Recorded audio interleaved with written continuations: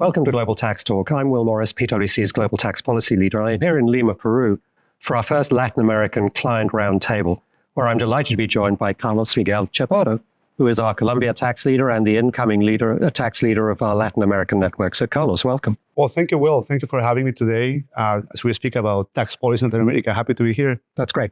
So let's start with Pillar 2. Actually, Latin America has been a slow adopter of Pillar 2. The regulations are very complex. It's not clear how fast things are moving. But equally, it's not clear really how developing countries, emerging economies, how much they're going to get out of Pillar 2 in the first place. So let's just talk a little about what are the difficulties that both countries and businesses are facing in the LAN region in relation to Pillar 2. And what is the outlook, do you think, for adoption throughout the region? Well, it's an interesting question. If I look back to when all this started, and I now look at what we have here, the lack of enthusiasm is very explainable to a larger extent. In the first place, the OECD made it clear from the very beginning, income inclusion rules, it will be the priority, right? And then we looked back into our neighborhood, and we didn't see the scale. Right. I mean, there are ultimate part entities certainly in the region, but the scale was not there. So at the same time, little attention was paid to tax policy in developing countries. Historically, developing countries have used tax to bring investment, to incentivize business, etc. And that wasn't part of the speech for the OECD back then. So the question came up to be, okay, all of this is happening. What's in there for us, right? And I believe that was the reason why countries held on and realized this was more a matter of exporting of capital countries, right? At some point in time, I remember the OECD realized, oh my, we have forgotten the developing countries. And then the qualified domestic minimum top-up taxes speech came along, right? Interestingly, if you look at the PwC Pillar 2 tracker, around 34 jurisdictions have adopted qualified domestic minimum top-up taxes or have made an announcement they will. None of those include a Latin American country.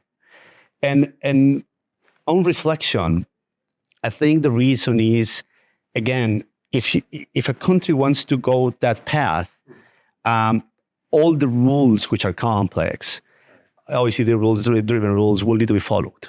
So questions come up like capacity constraints or tax offices in the region to manage, to administer, higher compliance costs for taxpayers in a region where some of the countries are already complex enough.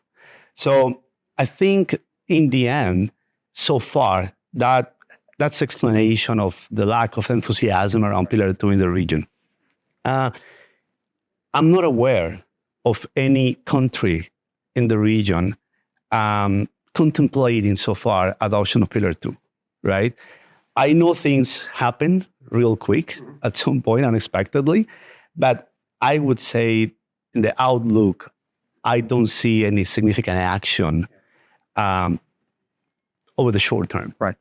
So two interesting points which come out of that, and one is an admission, which I like occasionally to make on these things, and the other is a question. So the admission is last July, as you know, I came to Cartagena in Colombia for the meeting of the initial meeting of the Latin American and Caribbean tax platform, and a very basic point was made, which most of us in the Northern Hemisphere just not realized, which was that the OECD documents, the templates, didn't exist in Spanish. And therefore, how could you transpose these laws into Spanish? A very simple, very important point. So that could explain part of the reason why this is still catching up. But the other point, and this is also by way of question, you mentioned very briefly incentives. Again, there was discussion at this meeting last year that for developing countries, some incentives at least are crucial to building up some areas of industry. And one of the ones which was mentioned actually was the Colombia incentive for hospitality, for hotels, for building things like that.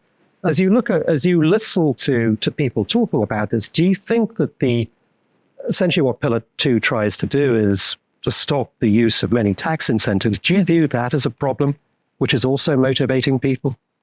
I think so. I think on one hand, removing the tax benefits, it's incredibly challenging. If you look at Uruguay, historically, free trade zones have been used as a powerful investment tool. Colombia free trade zone as well, hospitals, mining, etc. There's a wide variety of incentives across many industries. And politically, removing those is very challenging. So that was one of the concerns, Will, that I was just mentioning before.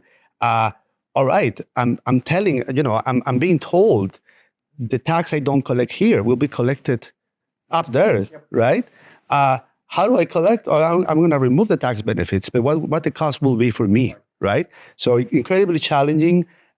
Resistance to countries to doing that. Although I know doctrine and academic studies, but that's a separate discussion, have said in the past, it's not clear how, to what extent incentives really help countries grow. Okay, so let's focus in on Colombia, because Colombia actually had a major tax reform at the end of 2022 with its own version of the minimum effective tax rate, which, as it turned out, was not completely convergent with the OECD rules as they've emerged since then. So, what is your view on the new rules? Have they stabilized? Have they settled? And what has been the impact on business in Colombia of those minimum tax rules? So you're right. I mean, the legislation came into play January 1st, 2023. It's pretty young.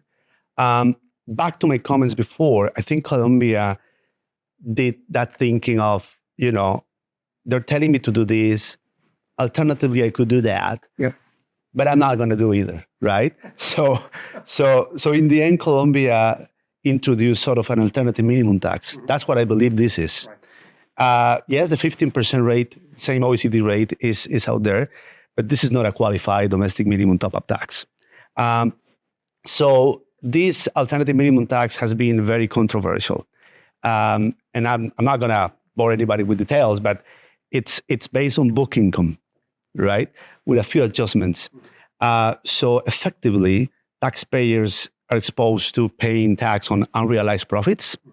Time differences are not taken into consideration, so they may be paid that tax twice, etc.